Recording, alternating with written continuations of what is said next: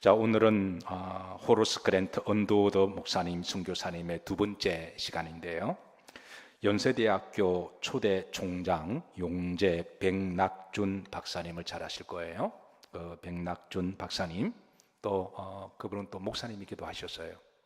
그리고 또 이제 사학자, 역사학가기도 하시는데 그분이 언더우드 목사님에 대해서 구한말 조선에 끼친 8가지 업적을 나름대로 견해를 밝혔는데요. 한번 보시죠. 첫 번째는 선교사로서의 언더우드, 자, 두 번째 학자로서 언더우드, 세 번째 교육가로서 언더우드, 네 번째 순회 전도사로서의 언더우드, 다섯 번째 정치가로서의 언더우드, 비범한 통찰력을 가진 사람으로서 언더우드, 일곱 번째 지도자를 양성하는 사람으로 언더우드, 여덟 번째 진정한 용기 있는 사람으로서의 언더우드라고 이제 8가지 업적을 평가했습니다. 우리가 이제 앞으로 몇 주 동안에 이제 언더우드 목사님을 우리가 함께 이제 살펴볼 텐데, 이 백낙준 박사님이 평가한 8가지 업적을 이제 그 나름대로 여러분 잘 이해를 하시게 될 것입니다.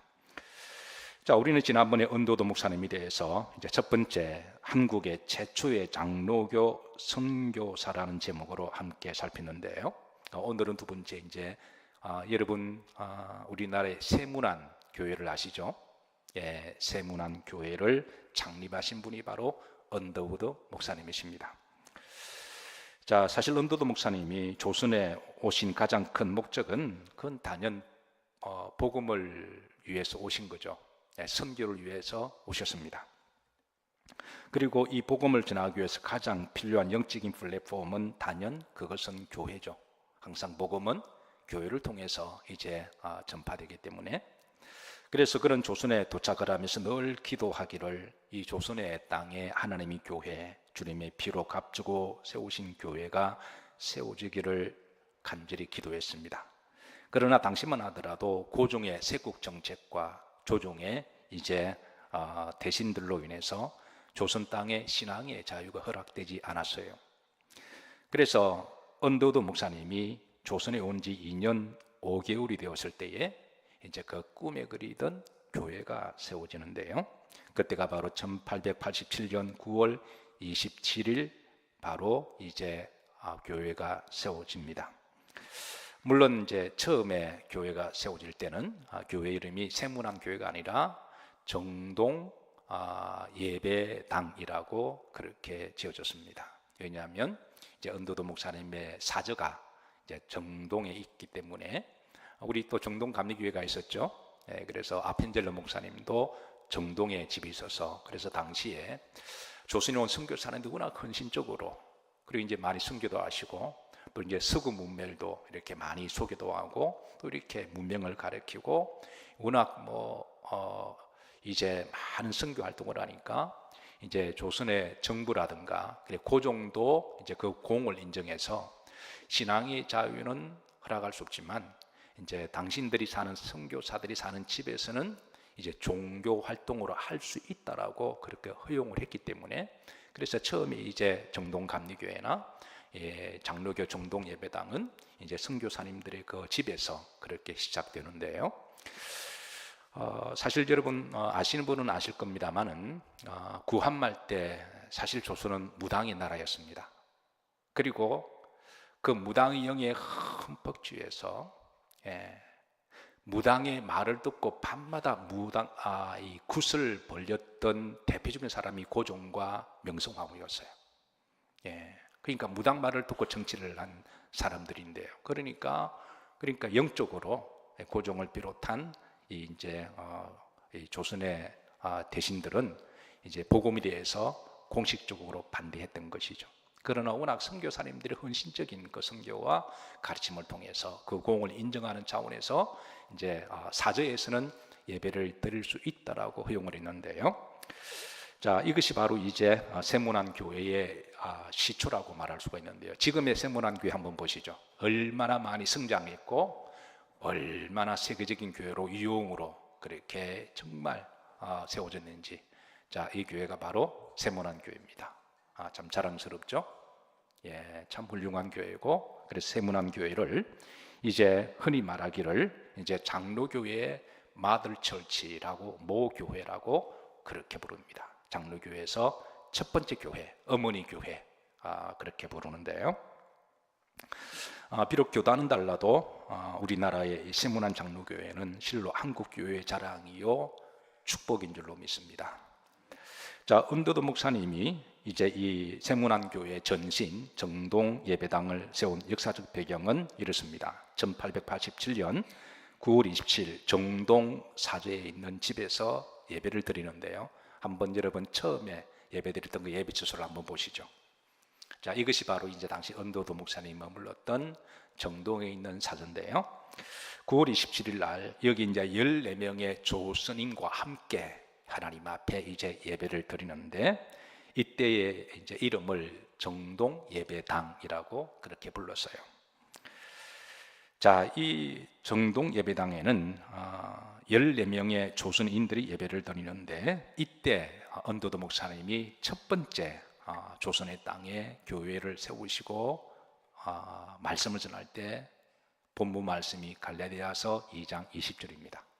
우리가 봉독했던 이 갈라디아서 2장 20절 안에 이제 조선의 교회가 어떻게 가야 할까, 어떤 믿음과 각오로 하나님께 이 교회가 가야 할 방향성을 그렇게 정해져 오는데요. 자, 여러분 잘 아시는 말씀이죠. 갈라디아서 2장 20절 따라서 하십니다. 내가 그리스도와 함께 십자가에 못 박혔나니 그런즉 이제는 내가 산 것이 아니요 내 안에 그리스도께서 사신 것이라. 이제 내가 육체 가운데 사는 것은 나를 사랑하사 나를 위하여 자기 자신을 버리신 하나님의 아들을 믿는 믿음 안에서 사는 것이라.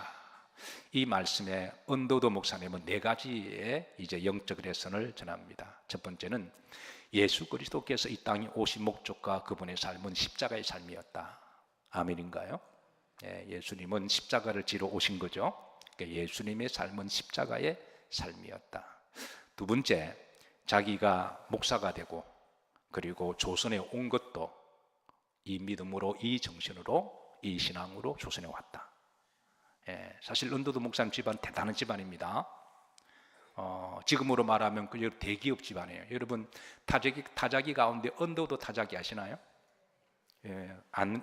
뭐 알고 이해하는 건가? 그 아는 사람 별로 없는데 미국의 최초의 타자기입니다. 손 들어 아까 안다는 사람 손 들어 보세요. 제가 좀 더 질문해 보게.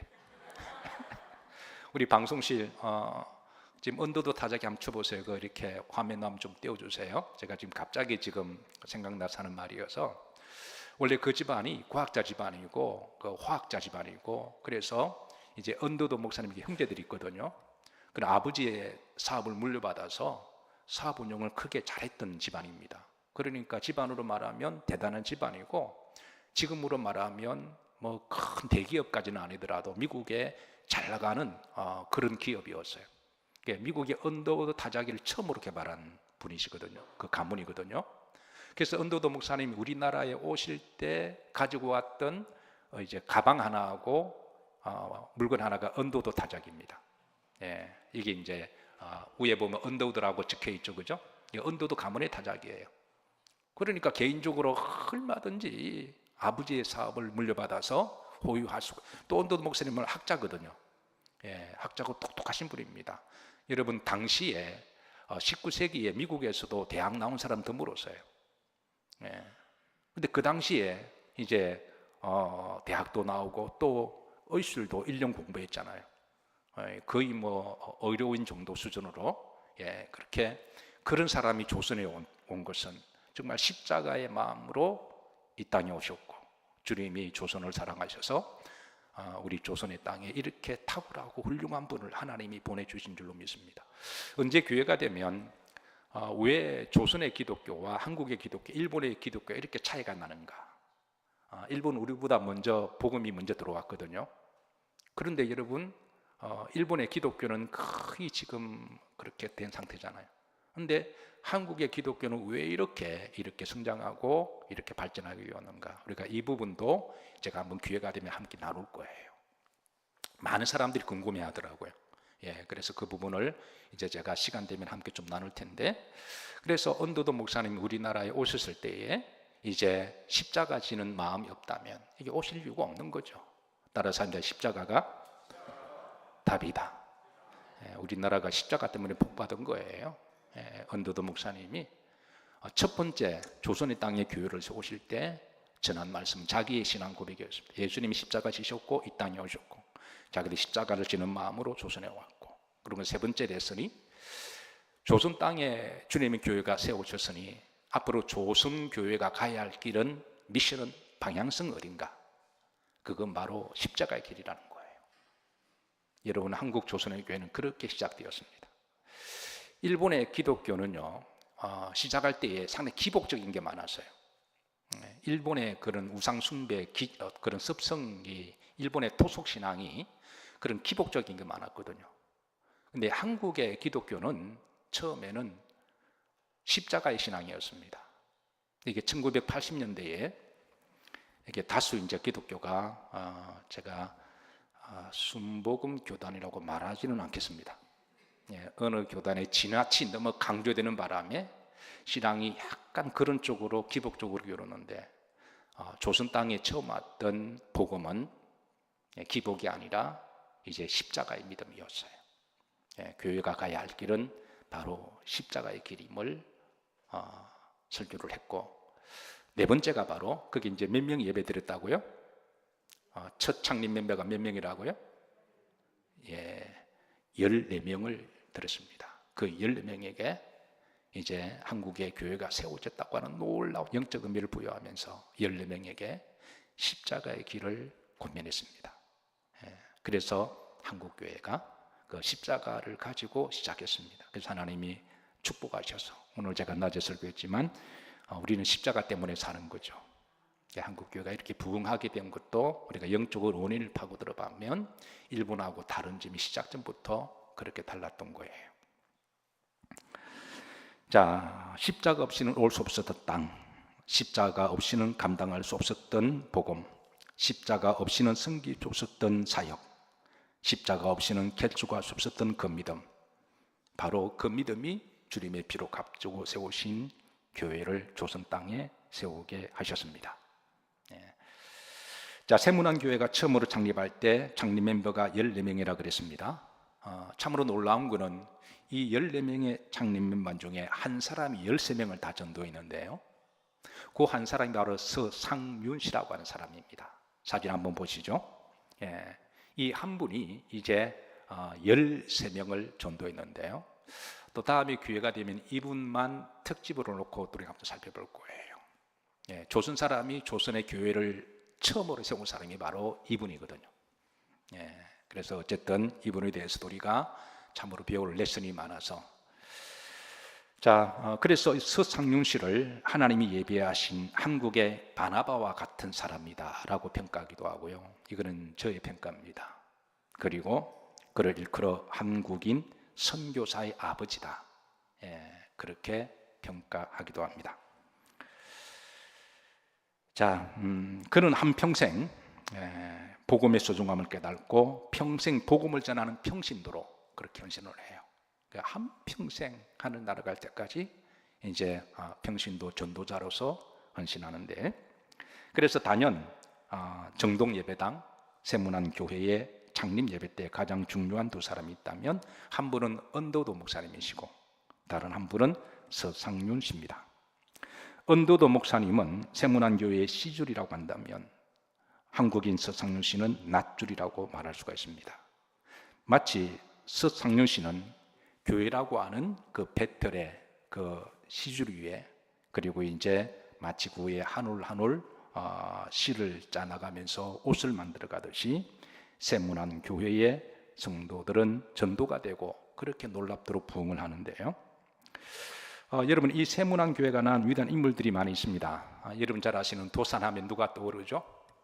안창호 선생께서도 이 세문안 교회 출신이에요. 우리의 민족의 지도자, 우리의 영웅, 위대한 분, 도산 안창호 선생께서도 이 교회 출신이어서, 이분은 잘 아시니까 제가 그냥 지나가요. 김규식 장로님을 아시나요? 김규식 장로님 세문안 출신인데 일제 강점하에 독립운동을 하시고 학자이며 교육자입니다. 대한민국 임시정부 때 부수석을 역임하기도 하고, 그리고 이제 1989년 대한민국 건국훈장을 수여하기도 하고, 그래서 이제 참으로 우리나라의 위대한 유산 중에 한 분이기도 해요. 자, 그리고 서병호 장로님도 계십니다. 이 서병호 장로님 아마 의외로 또 많은 분들이 잘 모르실 텐데요. 이 서병호 장로님은 원래 우리나라 아까 제가 말씀드렸던 이제 서상륜 씨의 양자로 이렇게 입양이 돼요. 원래 이분의 아버지는 서경조 목사님이신데 우리나라의 최초의 목사 안수님을 받은 사람 7인 중에 한 분이 서경조 목사님이 계시거든요. 그래서 이 서경조 목사님의 아들입니다. 근데 그 당시만 하더라도 목사가 된다고 하는 것은 죽으면 죽으리라, 정말 오직 교회를 위해서 올인하셨기 때문에 이 서경조 목사님이 자기 자식을 사적으로 이렇게 돌볼 여유가 없어서 이제 그의 형제 서상륜 씨에게 이 아들을 맡기는데 서상륜 씨는 양자로 그렇게 받아줘요. 어쨌든 그 당시는 그랬습니다. 목사가 된다고 하는 것은 정말 죽기를 각오하고 해야 되는 그런 시대였기 때문에, 그래서 그 자식을 이제 그의 동생에게 이제 양자로 드리는데요.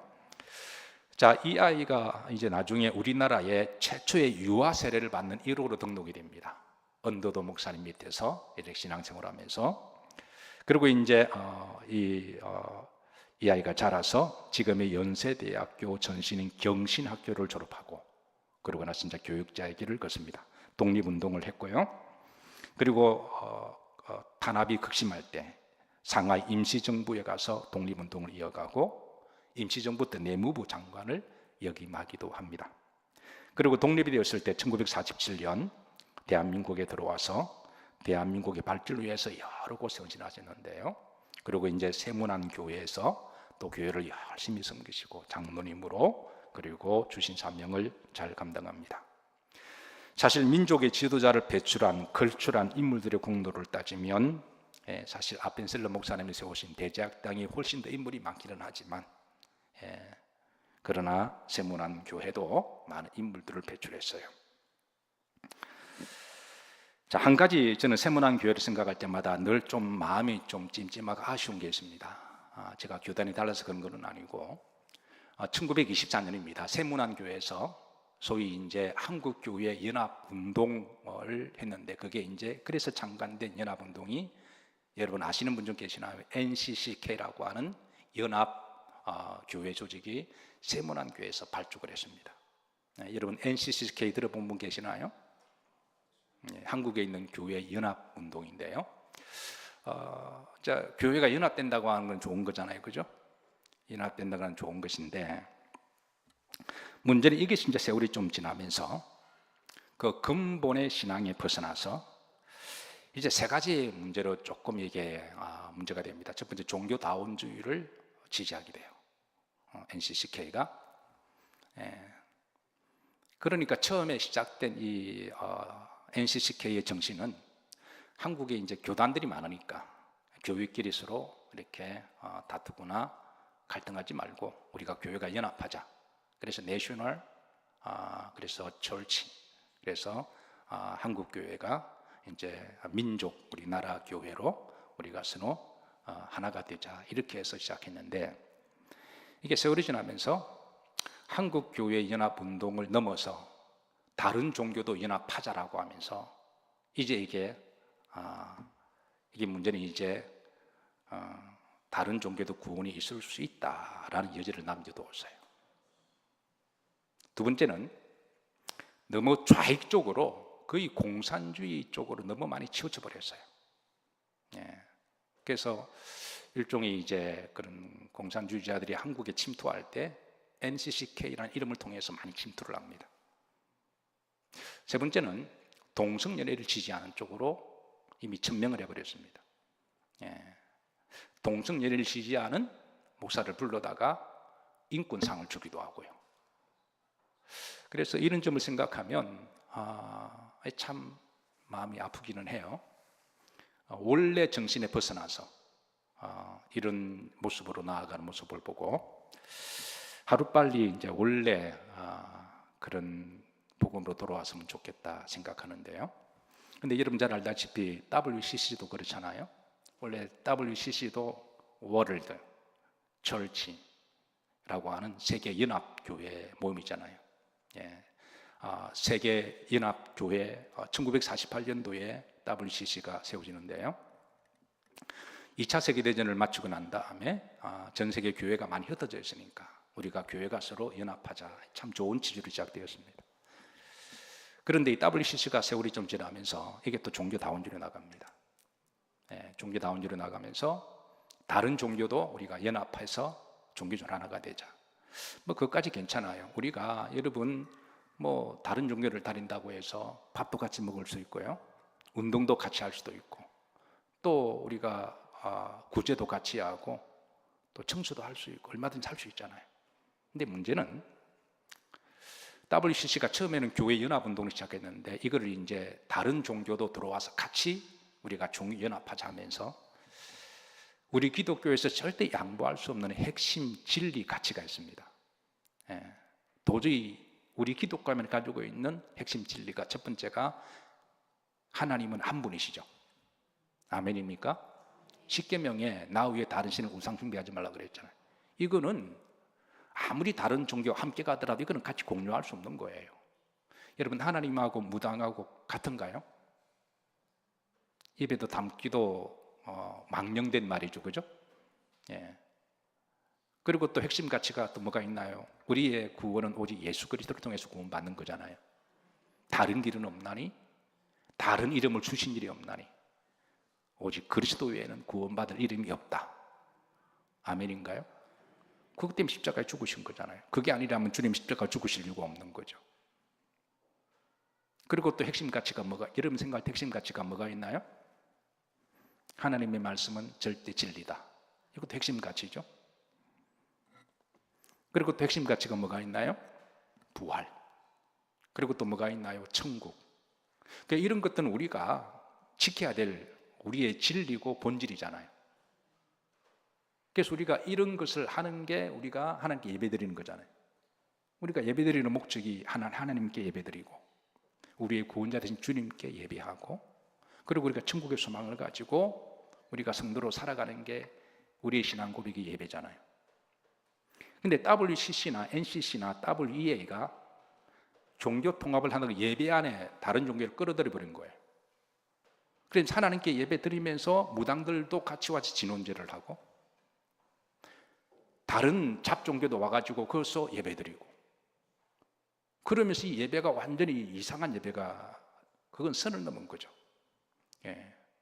그래서 WCC가 지금 그 일을 하고, 두 번째는 이제 동성연애를 지지하는, 그러니까 이상한 방향으로 흘러가고 있는 거예요. 점점 갈수록 점점 이상한 방향으로 흘러가고 있습니다. 그러니까 우리 기독교만이 지키는 핵심 가치를 지금 다 양보해버린 거예요. 이러다 보니까 이제 이게 문제가 되고요. WEA도 마찬가지입니다. 세계복음 연맹이라고 하는, 그것도 기독교 단체인데 이게 점점 또 나중에 또 이제 연합됨으로 얼마 전에 여기에서 주최하는 걸 우리가 소위 로잔 대회라고 이야기하죠. 동성연애를 이제 거의 수용하는 비슷한 쪽으로 서울 선언을 발표했습니다. 그래서 성경은 우리들에게 분명히 말하기를 이제 예수 그리스도 외에는 구원받을 이름을 주신 일이 없느니라 말씀하셨고, 그래서 여러분 끝까지 신앙을 잘 지켜나가시기를 주의 이름으로 축복합니다. 마지막 시대 분배를 잘 하셔야 돼요.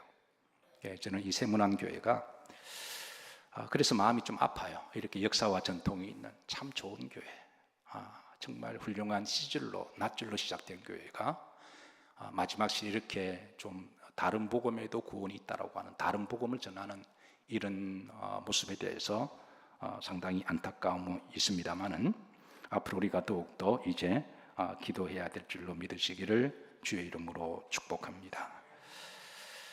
자, 세문안교회의 처음의 이름은 제가 정동예배당이라고 그랬죠. 그러다가 1895년에 이제 서대문으로 대로변으로 옮긴 후에 정동교회라고 그렇게 불러요.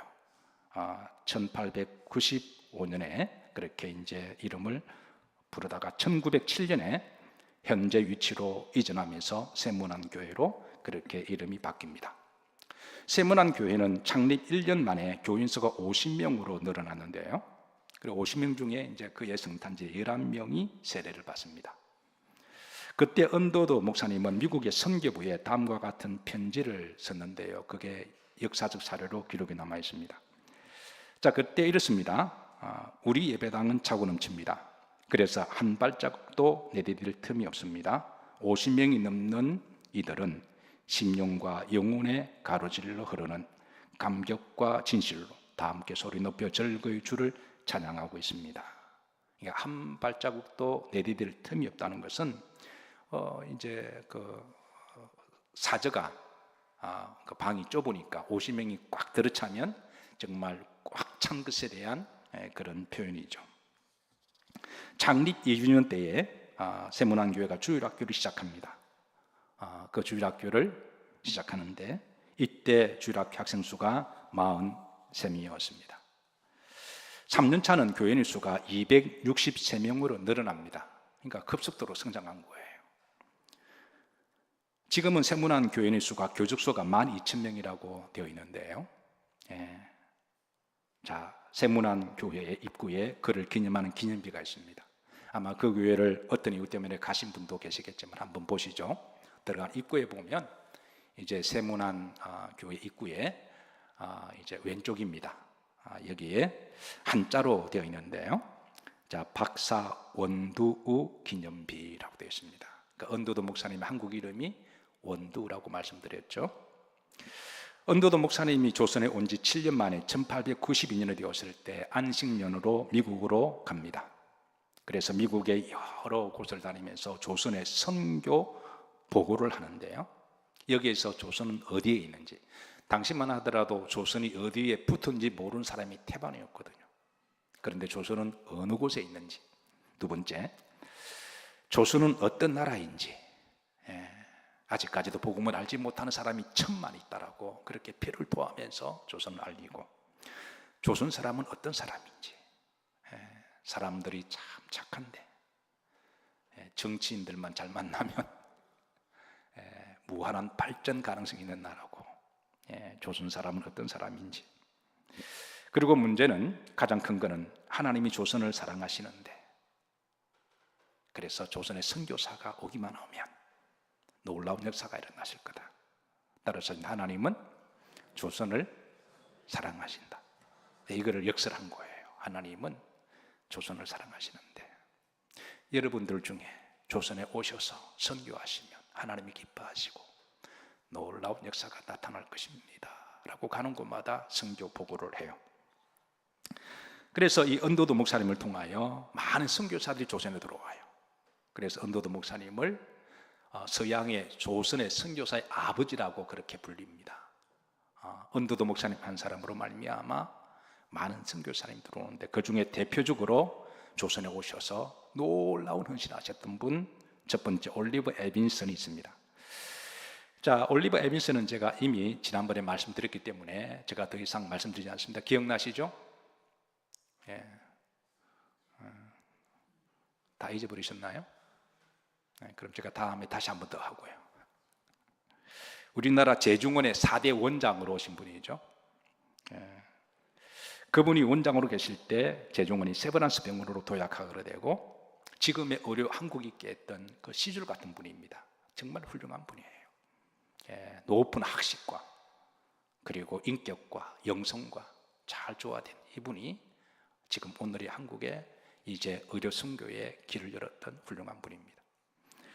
그리고 둘째, 유진 벨이라고 하는 선교사님이 계신데요. 언더도 목사님이 미국의 내시빌에 있는 전국 신학생 연명 대회에서 조선에 대한 선교 보고를 똑같이 할 때입니다. 이때 감동을 받고 이제 조선의 선교사로 헌신하신 분 중에 하나가 유진 벨과 오웬인데요. 이 두 학생은 나중에 신학교를 졸업하고, 그리고 이제 1895년 4월 9일에 조선 땅을 밟습니다. 참으로 유진벨의 선교사님의 선교는 참으로 헌신적이고 감동적인데요. 여러분, 전라도 지역에 특별히 예수님을 잘 믿는 분들이 많이 계세요. 제 동기 중에 한 분이 전라도에서 목회하는데요. 이분은 전라도 계신 그리스도인들은 정말 헌신적이래요. 열정이 대단하시답니다. 뭐 기분 나쁜 분 계시나요? 그분은 이제 미국에도 목회해 보셨고 서울에도 목회해 보셨고 지금은 전라도에 사시는데 이게 레벨루가 다르대요. 정말 순수하시고 열심히 있대요. 이분의 선교 지역은 전라도입니다. 유진벨을 걸어서 전라도의 선교의 아버지라고 평가되는 분이에요. 조선에 온 선교사님들 중에 2대까지 이어서 선교하신 가문이 있습니다. 그게 어떤 가문이라 그랬죠? 자랑스러운 아펜셀러 목사님의 가문이 2대까지 선교를 이어가고요. 3대까지 선교하신 가문이 제가 어떤 가문이라 그랬나요? 언도도 목사님이 가문입니다. 우리가 이제 3대까지 다 살펴볼 거예요. 대단하지 않나요? 여러분, 3대까지 본인과 그 아이와 그 손주까지 그렇게 조선을 위해 헌신하십니다. 4대까지가 있습니다. 별로 안 놀라시네요. 4대까지가 바로 유진벨 이 목사님의 가문입니다. 그래서 이런 가문을 조선 사람보다 조선을 더 사랑했던 선교사라고 그렇게 부르고 있죠. 5대도 있습니다. 5대는 이제 로이스 리튼 선교사님의 가문인데요. 이분도 우리가 한번 살펴볼 거예요. 참으로 여러분, 선교사님들이 우리나라의 헌신은 정말 하나님의 사랑이 없이는 할 수 없는 선교의 시줄들이었습니다. 우리 한국교회는 그렇게 세워진 거예요. 그냥 세워진 게 아닙니다. 우리가 이분들의 헌신과 업적을 잊어서는 안 돼요. 자, 만약에 언도도 목사님이 십자가에 지는 마음으로 조선에 오지 않으셨다면 에빈슨 박사도 오지 않았을 거예요. 에빈슨 박사가 오지 않았더라면 지금은 세브란스 병원도 세워지지 않았을 것입니다. 언도도 목사님이 없었다면 유진벨 선교사님도 조선에 오지 않았을 거예요. 이렇게 복음의 역사는 한 사람의 시조를 통해서 낱줄로 이어지고 그리고 그 위에 하나님이 역사하심으로 말미암아 그렇게 해서 이제 복음의 씨가 퍼지게 되고 복음의 통로가 되는데요. 오늘 이 시대에 이제는 우리나라의 복음은 선교사님들을 의존할 시대는 지났습니다. 이제는 우리가 장성하게 자랐으니까 이제 선교 140년이 지난 이 시대에 이제 하나님 우리나라를 축복하셨으니까 이제 우리나라가 다른 나라를 선교하는 그런 시대를 살아가고 있는 줄로 믿습니다. 그리고 내부적으로는 이제 우리나라의 복음은 우리가 책임져야 할 줄로 믿습니다. 만약에 오늘 이 시대에 우리 그리스도인들이 초창기에 선교사님들이 오셨던 그 마음의 각오, 내가 그리스도와 함께 어디에 못 박혔나니? 십자가에 못 박혔나니? 그런즉 이제는 누가 산 것이 아니요 내가 산 것 아니요 내 안에 누가 사신 것이라? 그리스도께서 사신 것이라. 이제 내가 육체 가운데 사는 것은 나를 사랑하사 나를 위하여 자기 아들을 믿는 믿음 안에 사는 것이다. 우리가 그런 믿음으로 우리가 살아가고 영적으로 잘 분별한다면 마귀가 시기 질투해서 한국 교회를 무너뜨리지 못할 것이고 하나님 교회를 지켜주실 줄 믿으시기를 바라면서 여러분 한 분으로 말미암아 주변의 여러 사람들에게 복음의 통로가 되기를 주의 이름으로 기도하고 축복합니다. 우리 찬양 들으십니다. 내 안에 사느니 찬양 들으시고 오늘 주신 말씀과 특별히 다음 주에 우리 이제 47주년을 위해서 우리 기도로 준비합니다.